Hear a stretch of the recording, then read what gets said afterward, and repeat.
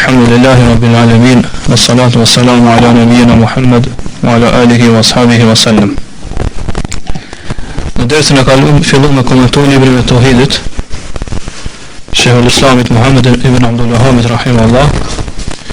Edhe përfundum në fillimin e librit ose në atë pjesë me cilën ka filluar libri që është Bismillahirrahmanirrahim. E komentojmë çfarë do të thotë fjala Bismillahirrahmanirrahim.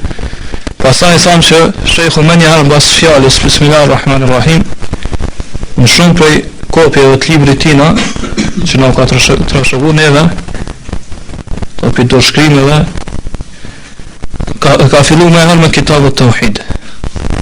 Ta nuk ka filluar me Alhamdulillah. Që është adeti edhe tradita atyre që shkruajnë për Islam. Atër djetarë thonë se kësa i përgjigjemi me dy përgjigje. E para është pse sheikhu nuk ka filluar me Alhamdulillah dhe me salatu dhe salam për pejgamberin sasëm. Thotë se ai është mjaftuar me fjalën Bismillahirrahmanirrahim, për arsye se kjo fjalë mjafton për madhërim dhe lavdërim ndaj Allahut subhanahu wa taala. Pra mjafton me fillu me to.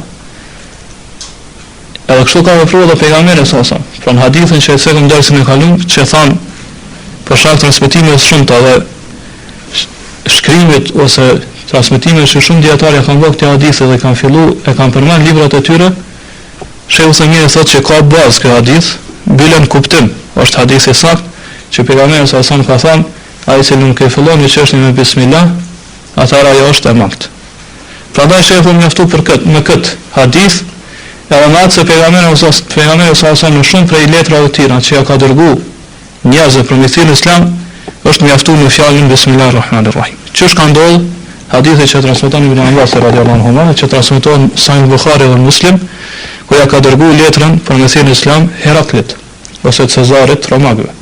Do të thonë vetëm i ka shkruar Bismillahirrahmanirrahim, nuk ka filluar me Alhamdulillah. Kjo është një përgjigje.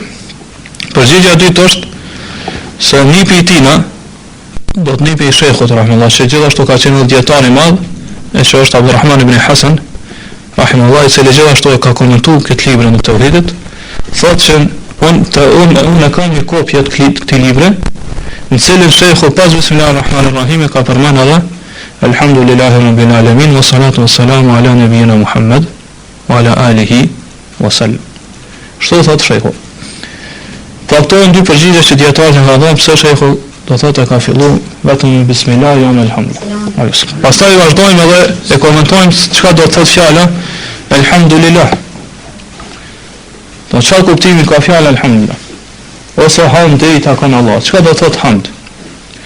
Hamd është me përmend Allahun me të mira, ose me lavdëruar Allahun subhanahu wa taala me fjalë, me thënie për diçka që meriton ai. Ose me këto fjalë Allah subhanahu wa taala meriton me lavdëru. A meriton me falënderu, do të më bëj hamd për shkak të madhërisë tina.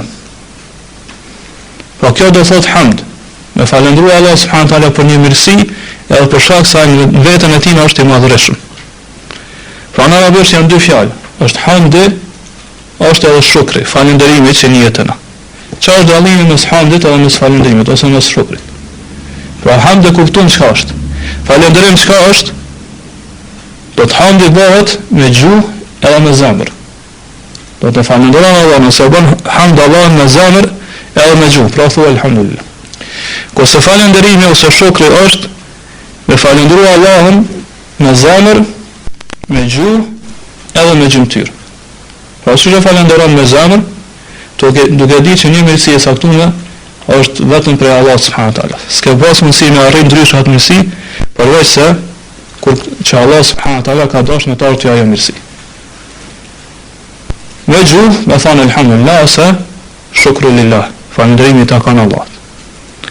Me gjymtyr është do të më praktikuar gjithë unë të Allah subhanahu wa taala dhe më ndalu prej gjitha harameve dhe ndalesave të Allahut subhanahu wa taala. Pra pe kësaj do kuptojna që shukri ose falënderimi është më i përgjithshëm sa i përket gjymtyrëve me të cilat e falënderon Allah subhanahu wa taala. Po është më i përgjithshëm pse po përfshin zemrën, gjuhën edhe gjitha gjymtyrët e trupit. Kurse është më i veçantë sa i përket shkakut. Pse sa i përket shkakut? Për arsye se falëndrimi gjithmonë bëhet kur Allah subhanahu wa taala ta jep një të mirë, një mirësi atë të e falëndron. Kurse hamdi është më i përgjithshëm sa i përket shkakut. Pse na e bëjmë hamd Allahun subhanahu wa taala dhe pse nuk na jep të mirë neve? Don Allah vetëm meriton hamdin, vetëm meriton falëndrimin, sa është madhështor.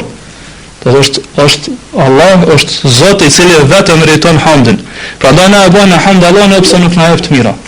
Pra Allah është meritori i hamdit, i falëndrimit, të madhrimit, edhe pse nuk na jep të mira hiç. Ose na jep, po nuk e falënderojmë për të mirë që na ka dhënë. Po hamdi sa i përket shkakut është më i përgjithshëm, kurse sa i përket burimit për nga rrjedh ose gjymtyrë me të cilat ka të bëjë është më i veçantë. Pra është vetëm me zemër edhe me gjuhë, jo me gjymtyrë. Këto janë, pra hamdi bëhet edhe për të mira që na jep Allah subhanahu wa taala, po bëhet edhe për tjerat.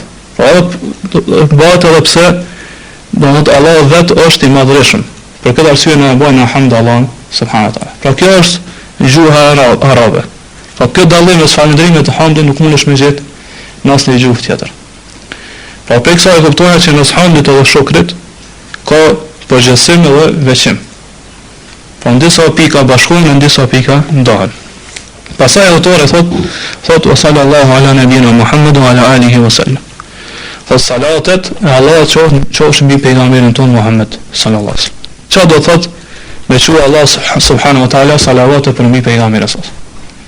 Thënia më e saktë ose komentimi më i saktë që ka dhënë kësaj është ajo që transmeton Imam Buhariu në Sahihun e tij për Abu al-Aliya rahimahullah, i cili thot salatullah thanauhu alayhi inda al-malaika.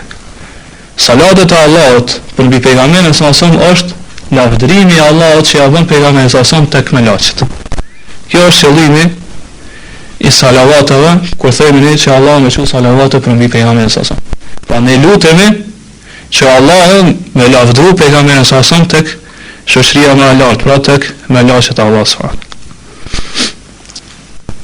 Edhe këtë komentim apo këtë kuptim të salavateve ka pohu edhe ka vërtetuar edhe Ibn al-Qayyim, e ka pranuar edhe Ibn al-Qayyim rahimahullah në dy librat e tij, që është Jala'ul Afham edhe librin e tij Bada'il Sanaid, edhe librin e tij Bada'il Fawaid.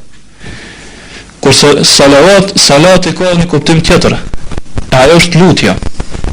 Pra me lut për dikon. Çish ka në hadithin që transmeton Imam Ahmed dhe Buhariu, tani Imam Ahmed e transmeton për Ali radhiyallahu anhu, kurse Buhariu për Abu Hurairës, që pejgamberi sa ka thënë el malaikatu tusalli ala ahadikum ma dama fi musallahu Allahumma ighfir lahu warhamhu. Thot melaqet kur dikush për juve fal namazin farzin edhe ulet edhe përban Allah subhanahu wa taala në atë vendin kur të fal, thot melaqet vazhdimisht luten për to. Pra këtu ka fjala tusalli ose me çu salavat.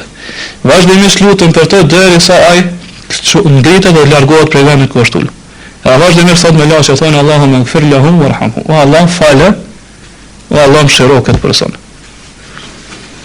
Pa për kësaj në kuptojnë që kur ka ardhur në ajetin Allah subhanahu wa taala inna Allahu wa malaikatahu yusalluna ala an-nabi, vërtet Allahu dhe melaqet e tij na çojnë salavate për pejgamberin sa sa, pra thamë që salavatet e Allahut për pejgamberin është që me përmend Allahu me lavdëru pejgamberin sa sa tek melaqet. Kurse salavatet e melaqeve për pejgamberin sa sa është lutja që ja bën Allahut për pejgamberin sallallahu alaihi wasallam. Kurse salavatet e tona janë e lutim Allahun që me përmend pejgamberin sallallahu alaihi wasallam tek melaqet ose me lavdëru pejgamberin sallallahu alaihi wasallam tek melaqet. Pastaj ardhen ato thot wa alihi. Pra salavatet e Allahut qofshin për pejgamberin sallallahu alaihi wasallam dhe mbi alihi. Çka do thot al? Nëse vjen kjo vetëm në një kontekst fjalis, atëherë qëllimi është pasues të pejgamberit sallallahu alaihi wasallam. Pra fjala al në arabisht kur vjen vetë brenda kontekstit fjalis, atëherë ka qëllimin pasues të dikujt. Çish ka për faraonin, Allah subhanahu wa taala thot an-naru yu'raduna 'alayha ghuduwan wa 'ashiya.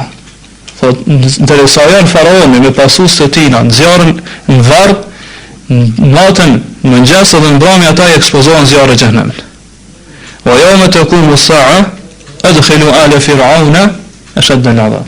Ja kur të bëhet kiameti, Allahu thot fotni al alin e Firaunit, pra pasus të Faraonit fut në zjarrin ose në dëshkimin e tashpër. Pra fjala al kur vjen vetme, kur themi na sallallahu ala nabina Muhammad wa ala alihi wa sallam, për mbi alin e tij qëllimi është për pasus të pejgamberit sa. Pra kjo i përfshin sahabët, shokët e tij në gjithë besimtarët deri në ditën e gjykimit. Mirë, po nëse vjen pasana wa ashabihi, salavat e Allah qofshin mbi alin e pejgamberit sa, mbi shokët e tij, atër ale ka kuptimin familjen e pejgamberit sa. Pa salavatet Allah qofshin mbi pejgamberin sa, mbi familjen e tij dhe mbi shokët e tij. Kjo është pra kuptimi çfarë do thotë alihi. Pastaj thot autori wa sallam, edhe qoft Allah qoft salamin mbi pejgamberin sa. Çfarë do thotë salam? Që Allah subhanahu wa taala me thos salam, e qëllimi është me shpëtu pi çdo të keqe, ose me largu pi çdo gjë që është e horritur. Pas kësaj autori thot Kitabut Tauhid.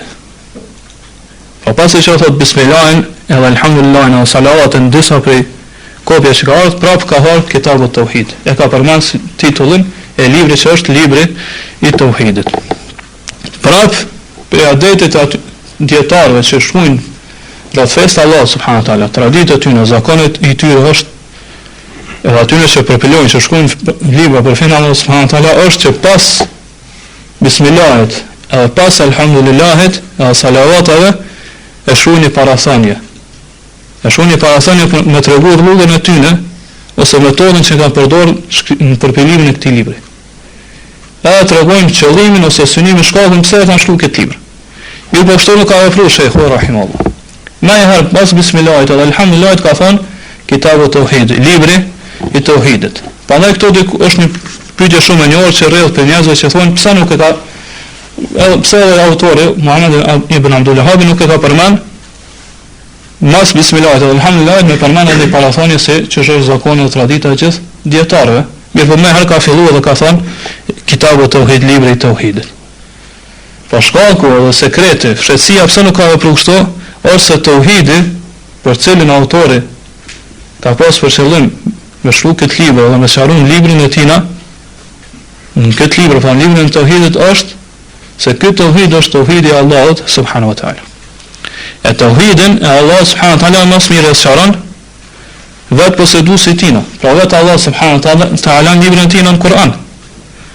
Prandaj shkaku i kësaj për edukatës që ka pas autori ndaj Tauhidit, ndaj Allah subhanahu wa taala nuk ka dashur me bë pengesë, ndërprerje mes vërtetës, mes hakut, mes uzusit për hak, pra Allah subhanahu wa taala, edhe mes fjalëve të atij që uzon për hak, pra mes hakut edhe Kur'anit i cili uzon njerëz për ka e vërteta për ka hakut. Pra haku i cili i takon Allah subhanahu wa taala kush është? Është Tauhidi. Pra është haku i Allahut, e drejta e Allahut për mbi këtë robët e tij. Me bë Tauhid, me njësu Allah subhanahu wa taala me adhurim. Ai i cili uzon këtë hak kush është? Është vetë Allah subhanahu wa taala. Ai i cili sqaron, i uzon njerëz drejt këtij haku është Allah subhanahu wa taala. Dhe argumenti apo uzusi është janë fjalët e Allah subhanahu wa taala dhe fjalët e pejgamberit sallallahu alaihi wasallam. Pra kjo tregon atë sekretin apo e tregon atë faktorin, ndikimin preciz që ndikon Tauhidi në zemrën e besimtarit, kur Allah subhanahu wa taala ja ndriçon zemrën e tij me Tauhid. Pra autori nuk ka dashur të ndajë mes Tauhidit me hutbë, me fjalë njerëzve, me fjalë të veta, edhe mes fjalëve të Allah subhanahu wa taala i cili sqaron këtë Tauhid. E kjo e njëjtë kështu ka ofruar Imam Buhariu rahimahullah librin e tij Sahih, në Sahih al-Buhari, që është i libri për gjithë. Pra më një herë se ka filluar librin e tij, e ka filluar me hadithin e pejgamberit sallallahu alaihi wasallam. Pra nuk ka shkruar të një parathënie që është pa traditë dhe zakoni i gjithë dietarëve kur shkruajnë për Islam. Mirë, por përderisa libri i tij ka qenë libri i sunetit, o libri i cili përmbledh hadithet e pejgamberit sallallahu alaihi wasallam, sunetin e pejgamberit sallallahu alaihi wasallam, atë më një herë më një herë se ka filluar shkrimin e librit, e ka filluar me hadithin e pejgamberit sallallahu alaihi wasallam. Pra arsye se ky libër është libër i sunetit. Prandaj ka qenë për edepit, për edukatës që mos mi jep përparësi, mos më favorizu askënd para Allahut edhe para pejgamberit sa, atëherë Buhariu e ka filluar më një herë librin e tij, përderisa është libri i sunetit me fjalët e poseduesit sunetit ose pranonësit sunetit që janë fjalët e pejgamberit sa. Pra më një herë ka filluar me hadithin ku pejgamberi sa thotë innamal a'malu binniyat wa innama likulli imrin ma nawa. Vërtet thotë gjitha veprat janë sipas niyetave, sipas qëllimeve. Dhe gjithkujt takon, gjithkujt ka mbetëkuar ajo që e ka bën jetë. Nëse ka bën jetë me një vepër, Allah subhanahu wa taala më arrit mirësinë e tij, ai ka më arrit këto. Nëse ka bën jetë më arrit në interes apo një të mirë soi dunjaja, atë pa dyshim që ka më arrit ato. Pra kjo tregon për kuptimin, do thotë atë kuptimin preciz, domethënie të precize, kuptimin precize që Allah subhanahu wa taala i ka vendosur në zemrat e atyre, të cilët ja kanë ndryshuar zemrat e tyre me njohjen e hakut të vërtetës, me njohjen e vërtetës, e me njoft hakun e Allahut dhe hakun e pejgamberit sallallahu alaihi wasallam. Pastaj fjala kitab që ka këtu libri i tauhidit kitab ose që është një tek ne kitab, në arabisht është infinitiv i fjalë i folës kataba, ka shkru. Kurse gjithsesi fjala kitab e ky infinitiv ose ka infinitiv tjetër është kitab ose katb, e ka për qëllimin me përmbledh diçka. Prandaj libri pse është në arabisht kitab, libri ose kitab, për arsye se ai përmbledh veten e tij fjalë edhe tekste, shkronja fjalë edhe tekste. Për këtë arsye fjala kitab ka kuptimin gjem, pra me përmbledh diçka, me të bu diçka. Edhe prej kësaj rrjedh edhe fjala tjetër arabisht është kutejbe, e që është një njësi për ushtrisë, për arsye se një njësi ushtrisë për arsye se ajo mbledh disa, do thotë një grup ushtarësh, cilët pasaj luftojnë. Mirë, kjo është sa i përket fjalës kitab ose kitab. Pastaj ka thënë kitabu tauhid, libri i tauhidit. Çfarë do thotë tauhid? Gjithashtu tauhidi është infinitivi i folës wahhada. Yuwahidu që do thotë me bën një gjë, me veçu një diçka, me bën vetëm.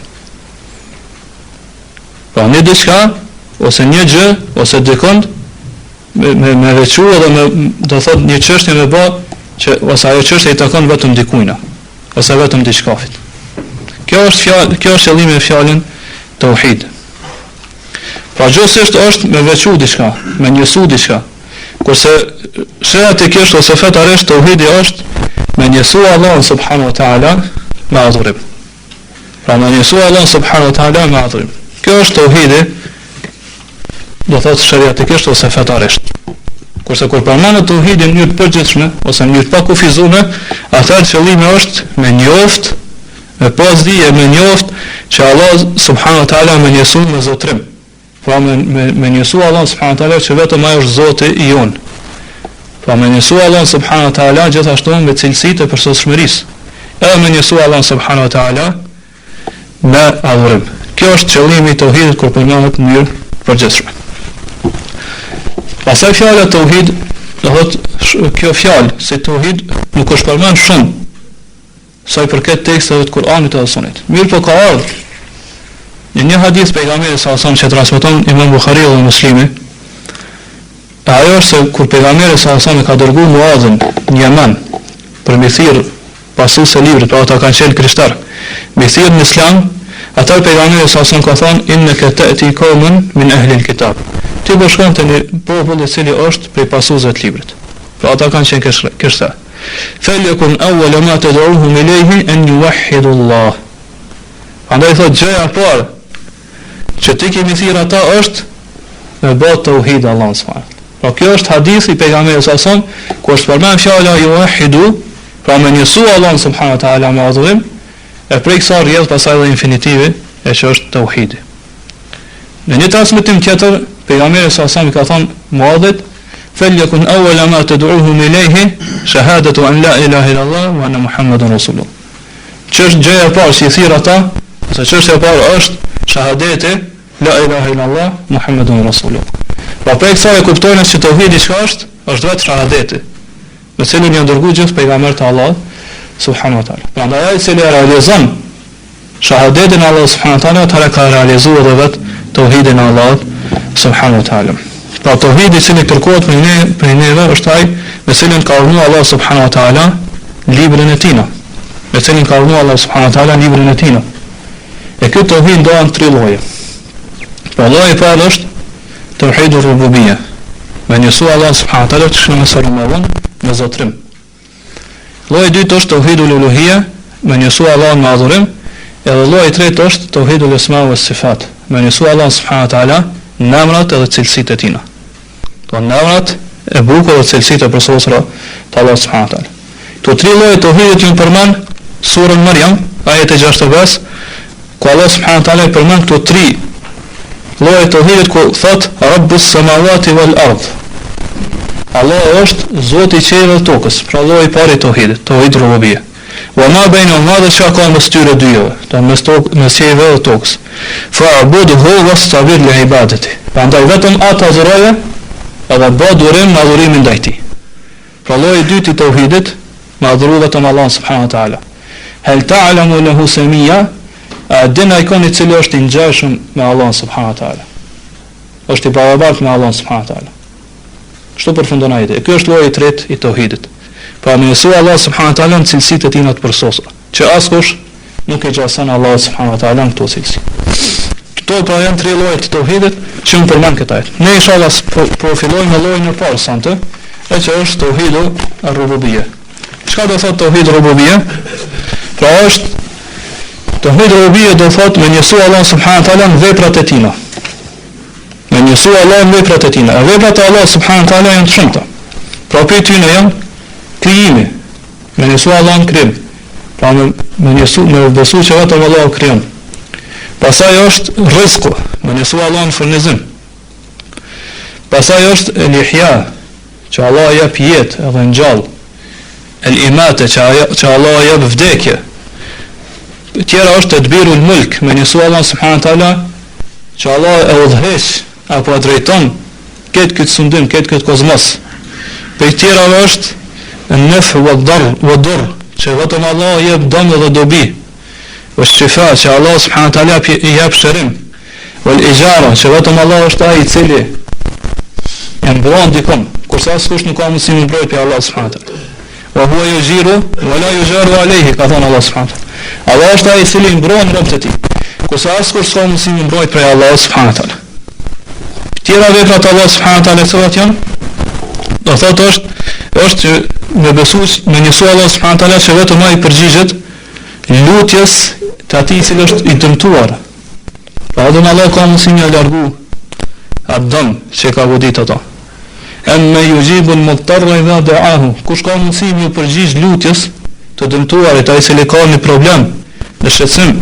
Pra vetëm Allah subhanahu wa taala bën këtë. Gjithashtu është me njësu Allah subhanahu wa taala në veprën tjetër që ai përgjigjet lutjes kur dikush i lutet Allahut subhanahu wa taala. Po lutjes thirrse. Veprat e Allah subhanahu wa taala janë të shumta. Pra tauhid rububiyya do thotë me njësu Allah subhanahu wa taala në veprat e tina. Në përgjithësi këto do thotë i përfshihen tri veprat e Allah subhanahu wa taala. Me njësu Allah subhanahu wa taala në krijim, me njësu Allah subhanahu wa taala në khalq në krim, me njësu Allah subhanahu wa taala në sundim apo në zotrim, edhe me njësu Allah subhanahu wa taala në tedbir. Pra që ai e drejton edhe udhëheq edhe menaxhon këtë kozmos. Askush tjetër përveçina. Pra Allah subhanahu wa taala është al-mutafarrid, është i vetmi, i cili do thotë në mënyrë përsosur, do thotë është i veçuar edhe njësohet në këto veprat e tina. Pra shka do thotë me veçu Allah subhanahu wa taala në krijim, me besu njeriu që nuk ka krijues tjetër përveç Allah subhanahu wa taala. E për këtë ka ajete të shumta. Prej tyre është ajeti 54 në surën Araf, ku Allah subhanahu wa taala thotë ala lahu al-khalqu wal-amr. Ala është pjesës e cila tërheq vëmendjen. Pra veni re dhe keni vëmendjen dhe dijeni lahu al-mulku, që vetëm atij, pra Allahut, i atina është krijimi edhe urdhënimi. Po kjo fjala lahu që ka ardhur këtu, kjo është kallëzues gjuhën arabe. E siç dihet, edhe në shembull në gjuhën arabe kallëzuesi vjen pas kryefjalës. Dhe po këto ka ardhur para kryefjalës. Ati I takon pa Allahut ose të Allahut janë krijimi edhe urdhimi. Në gjuhën arabe kur vjen kallëzuesi para kryefjalës, atë tregon kufizim edhe veçim. Pra vetëm ati, vetëm Allahut I takon krijimi edhe urdhënimi. Kur kujt tjetër pas Allahut subhanahu wa taala. Për Allah subhanahu wa taala. Për ajeteve tjera është që tregon se Allah subhanahu wa taala do të mësojë me krijim është ajeti ku Allah subhanahu wa taala thotë hal min khaliqin ghayru Allah yarzuqukum min as-samai wal ard. A ka krijues tjetër për Allah subhanahu wa taala I cili ju furnizon juve prej qiellit dhe tokës. Pra ajeti surën Fatir ajeti 3. Pra gjithashtu kjo tregon që vetëm Allah subhanahu wa taala është krijues. Pse? Se pyetja që ka është këtu, që ka në këtë ajet është pyetje sfiduese. Pra askujt nuk I takon. Nuk ka mundësi dikujt mi taku krijimi veç Allahut subhanahu wa taala. Mirë po ka disa ajete ku Allah subhanahu wa taala ka tregu ose ka pohu që dikush tjetër mundet më kriju, edhe dikush mundet më kesh kuptu këto ajete. Pra është ajeti në surën Mu'minun ku Allah subhanahu wa taala thot "Fatabarakallahu ahsanul khaliqin." I madhruar është Allahu me I miri krijuesve. Pra këto Allah subhanahu wa taala nëse e kuptojmë ose e shihojmë pamjen e jashtme me këtij ajeti, po pohon apo po tregon se ka edhe krijues tjetër. Gjithashtu pejgamberi sa son në një hadith për ata të cilët pikturojnë ose ata të cilët bojnë skulptura, pejgamberi sa son ka treguar se këtyre në ditën e Kiametit, si ndeshkim bota Allah subhanahu wa taala ka thënë ahyu man khalaqtum. Ngjalloni ata që I keni krijuar. Aja do të tekste shumë të kohë në Kur'an dhe në Sunet që Allah subhanahu wa taala pejgamberi sa son ja kanë vesh ose apo kanë treguar se dikush tjetër mundet me kriju. Mirë po ky qëllimi këto hadith ajete nuk është se kjo është qëllimi real apo qëllimi I vërtet. Mirë po qëllimi këtu do të thonë nuk është kjo që ata kanë kriju diçka ose I ka dhënë ekzistencë diçka vetë pasi që ajo nuk ka ekzistuar. Mirë po qëllimi këtu është që ata kanë ndruar diçka për një gjendje tjetër. Pra sikur zgjuksari I cili e merr drurën e pejtina e bën në tavolinë apo në stol apo në karrige që ulet, ai në arabisht mund të thonë se ai ka krijuar, mirë po nuk është qëllimi që ai ka krijuar ato. Sa nuk e ka dhënë atë ekzistencë pasi që nuk ka ekzistuar. Mirë po çka I ka dhënë formë, ka formsuar. E ka shndruar prej diçka për një gjendje tjetër. Po kjo është qëllimi këtij ajete. Pastaj gjithashtu është se ky krijim I tyre nuk është I përgjithshëm, por është I veçantë. Ose është I kufizuar vetëm në atë çka ka mundsi njeriu me bë. Pra rrethi I tij është shumë I kufizuar. Prandaj kjo nuk e kundërshton fjalën tonë, ose do thotë fjalën e Ahlus Sunnetit kur thonë që muslimanët kur thonë që krijimi I takon vetëm Allahut subhanahu wa taala. Kurse në rrugë Allah subhanahu wa taala në sundim apo në zotrim, do thotë që njeriu më besu që I gjithë sundimi I takon vetëm Allah subhanahu wa taala. Pra sundimi I këtij krijimi, zotrimi I këtij krijimi, pra këtij kozmosi I takon vetëm Allahut krijuesit, Allah subhanahu wa taala. Allah subhanahu wa taala shkruat: "Walillahi mulku as-samawati wal ard." Vetëm të Allahut janë I takon sundimi apo zotrimi I qiellit dhe tokës. Pra shka në ajetin Ali Imran në 89. Edhe këtu do të kallëzues si ka ardhur para kryefjalës. Që tregon që vetëm Allah subhanahu wa taala, kjo është kallëzues. Walillahi mulku as-samawati, kjo është kryefjalë. Vetëm Allahut I takon krijimi I qiellit, sundimi I qiellit apo zotrimi I qiellit dhe tokës. Gjithashtu Allah subhanahu wa taala thot sura Mu'minun ajeti 88: "Kul man bi yadihi malakutu kulli shay." Thuaj, kujt I takon sundimi I çdo gjëje? Po as kujt tjetër përveç Allahut subhanahu wa taala. Gjithashtu ka ajete ku Allah subhanahu wa taala ka pohu, ka treguar se edhe njerëzit mundën me zotru diçka apo me pas sundimin e tyre diçka. Për këtyre ajete është ajeti sura Mu'minun ajeti 6 ku Allah subhanahu wa taala kur tregon për cilësitë e besimtarëve, e që prej cilësive tyre është që ata I ruajnë organet gjinitale tyre, do të nuk I përdorin ato në haram, mirë po thot vetëm në rast se kanë të lejuar, e për cilën ata nuk çortohen, thot illa ala azwajihim aw ma malakat aymanuhum. Përveç të gratë të tyre apo të ajo që posedojnë duart e tyre, e që është qëllimi për bresha. Pra e që ka zotrojnë, apo që ka sundojnë duart e tyre djatha, ose përkthejt bukfalisht ajeti, e qëllimi është për bresha. Pra këto Allah subhanahu wa taala ka thënë, ka treguar që edhe njeriu pas ka mundësi me zotrua me pas sundimin e tij në diçka. Gjithashtu Allah subhanahu wa taala thotë: "Ew ma malaktu mafatihahu", sura Nur ajeti 61. Pra ka treguar që kur i lejohet besimtarët me hallë në shpinën e një vëllaut vet, kur ai nuk është prezant aty, thotë nëse ai ti ka dhënë ty në sundim apo në zotrim çelësat e tina, çelësat e shtëpisë tina.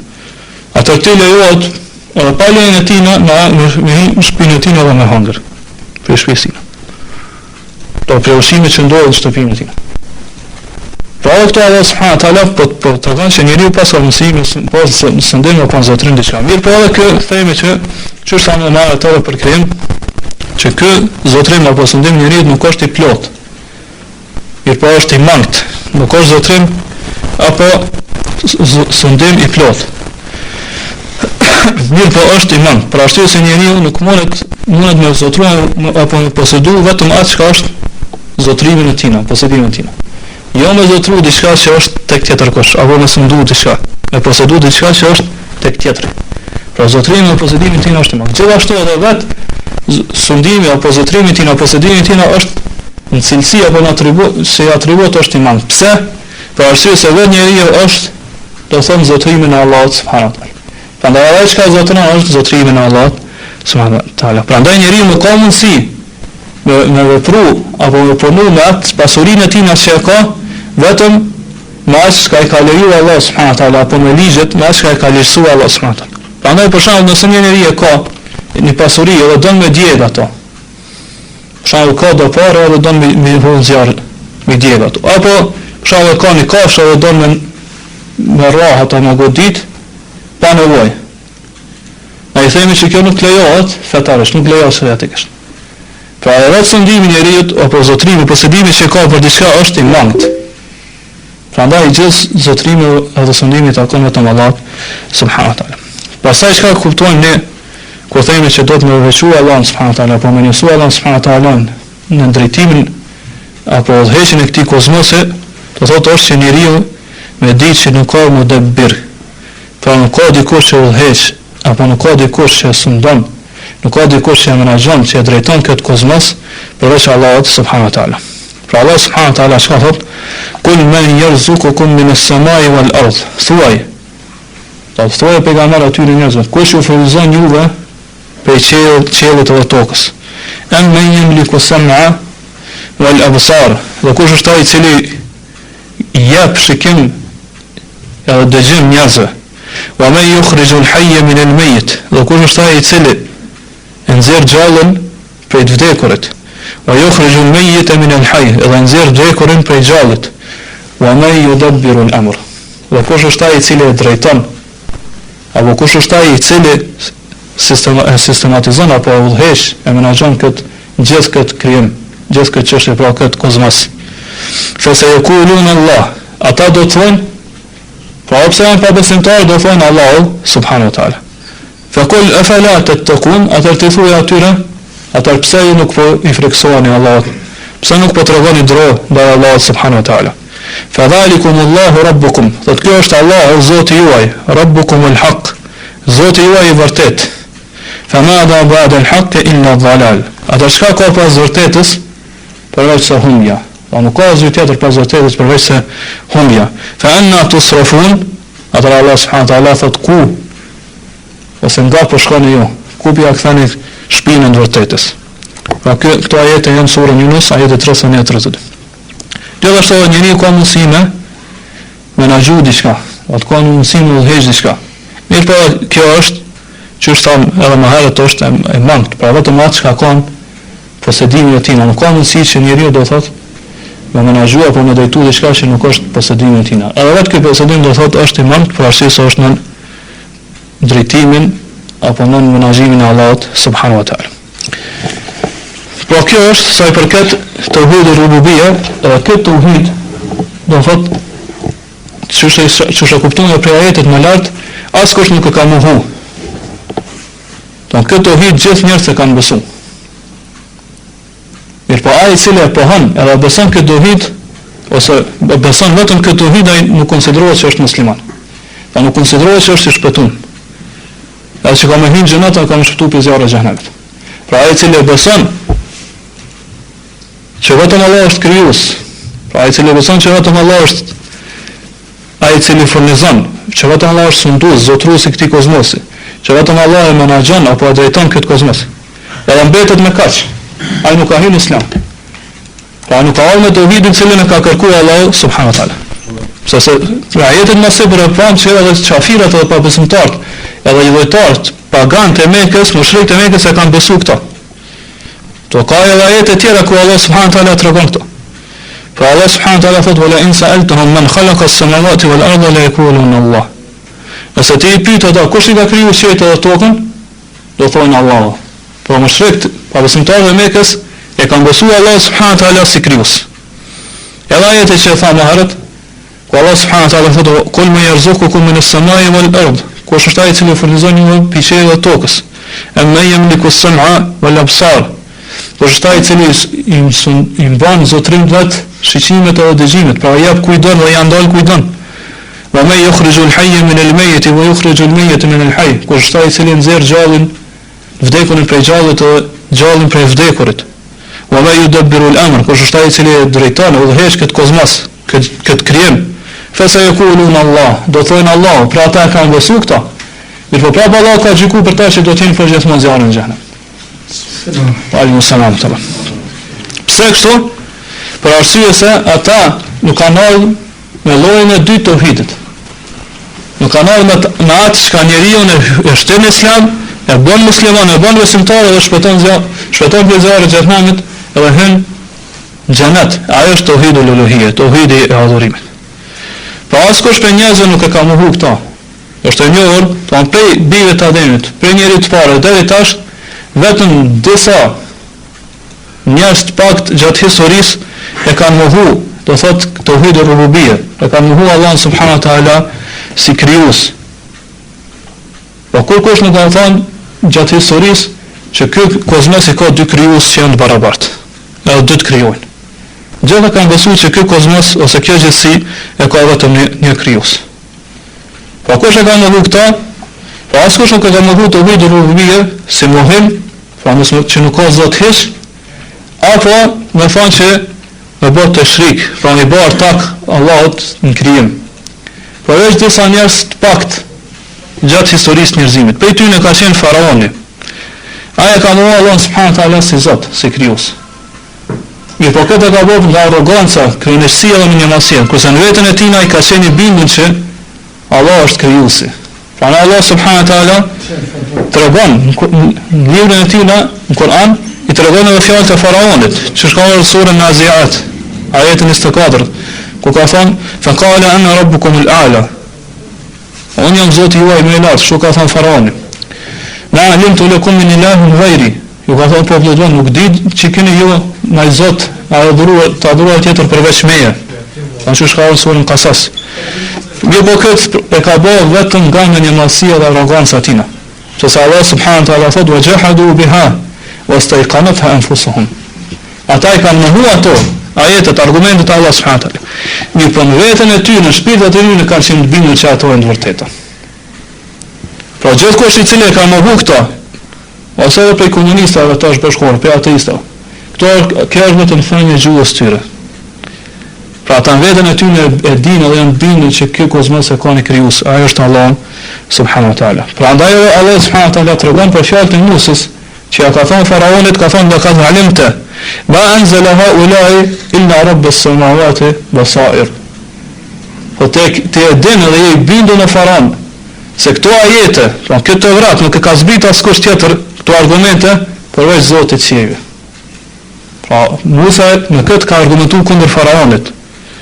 Këtë ka do Allah subhanahu wa taala në këto fjalë ka dashur të tregojë se faraoni ka qenë i bindur që vetëm Allah subhanahu wa taala është Zot.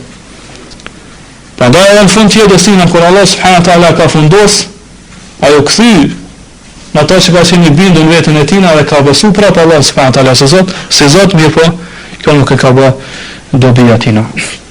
Prandaj kur kush në veten e tij Edhe pse e thot me gjuhën e tina, nuk e beson që ky kozmos apo kjo gjësi i ka dy krijues të barabartë apo mohon krejt krijuesin. Ka edhe për një feje tjetër për me gjuzve, cilët kanë thonë që ky kozmos i ka dy krijues. Ata nga thonë është errësira dhe drita. Po me gjuz kështu thonë. Errësira krijon të mirë, drita krijon të mirën, kurse errësira krijon të keqen. Mirë, po edhe këta nuk i kanë besu këta dy zotë si të barabartë. Për arsye se ata kanë thonë që drita prapë është, pasi që krijon të mirën është më e mirë se sa errësira, pse ajo krijon të keqen. Prapë do të thonë e kalon njërin krijues më të lart. Ose kanë thonë që në tjetër thënie tyre ose mendimi tyre kanë thonë që errësira në sens nuk ekziston. Po është diçka që nuk jep dritë, prandaj nuk ekziston. Kurse drita do të ekziston për arsye se jep ndriçim. Pra do të thonë kanë favorizuar më shumë dritën se sa errësirën. Apo në mendimin e tretë të tyre është që kanë thonë që drita është e pa fillim, kurse errësira edhe pse ka xhilaf mes filozofëve tyre, do ka kundërthënie, disa thonë që është gjithashtu sikur se drita pa fillim, disa thonë që është do të ka një fillim. Pra edhe këta pse kanë besuar dy zota, për rap do thonë nuk i kanë besuar si dy zota të barabartë. Kurse jashtë tyre gjithkush ose çdo kush e ka besuar se ky kozmos kjo gjësi e ka vetëm një krijues. Prandaj edhe logjikisht Allah subhanahu wa taala në Kur'an e përmend se si argumentojnë në logjik do në mbendje që nuk mundet ky kozmos kjo gjësi me pas një krijues tjetër përveç Allahut subhanahu wa taala, por me pas dy krijues të barabartë. Allah subhanahu wa taala sura Mu'minun ajete 99 thot: "Mattakhadha Allahu min walad." Allah nuk ka marrë asnjë për djalë tina, për bir tina. S'ka djalë Allah subhanahu wa taala. Wa ma kana ma'ahu min ilah. E nuk ka pas të adhuruar zot tjetër zbashku me Allahun subhanahu wa taala. Idhan la dhahaba kullu ilahin bima khalaqa. Fa sikur kish pas krijues tjetër ose zot tjetër, atë çdo kush, çdo zot e kish marrë posedim ato që e ka kriju. Ose ja kish lënë tjetrit. Wala ala ba'dhum ala ba'd. Edhe se cili pasaj kish këshyr me mbizotru ndaj njëri tjetër. Pa në Allah subhanahu wa taala në këtë ajet po tregon që sikur të kish pas dy krijuesa të kësaj gjësie, do të këtij kozmosi, atë se cili çush është adete ose tradita zakoni mbretërve, se cili kish marrë atë që i takon atina që posedon. Si ja kish lënë tjetër. Pastaj nuk kish ndalë çështja këtu. Mirë, po se cili kish tentuar me amor edhe atë pjesën tjetër që e sundon ai tjetri. Edhe nuk bëhej vetëm që e sundon krejt kozmosin. Prandaj Allah subhanahu wa taala thot: "Wala ala ba'dhum ala ba'd." Atë kish shir secili me mbizotru me kon më i lartë se sa tjetri. E nëse kjo ndodh kështu, atë kjo gjësia është shkatruar, nuk kish pas rënd, s'kish pas rregull këtë gjësi. Prandaj kjo është argument logjik që ky kozmos nuk ka mundësi një pas dy krijues të barabartë. Prandaj nëse ata do të kishin luftuar ose kishin dhënë konflikt me njëri tjetrin, atëherë ose kishin arrit me mujt njëri tjetrin ose jo. Edhe se kishin arrit, atëherë kjo gjësia është shkatruar. E nëse nuk kishin arrit, atëherë ata smerituar me konzot. Prandaj ky kozmos, po kjo është argument logjik që ky kozmos e ka vetëm një krijues, ai është Allahu subhanahu wa taala. Kjo është ai përket llojit parë të tauhidit që është tauhid rububia, inshallah ndërsa të ardhshëm do të flasim për dy llojet e tjera. E që është tauhidul uluhia, ma me njësua Allah subhanahu wa ta'ala në adhurim, edhe tauhidul isma wa sifat, me njësua Allah subhanahu wa ta'ala në emrat edhe cilësit e tina. Allahu a'lam wa sallallahu ala nabina Muhammad wa ala alihi wa sahbihi wa sallam.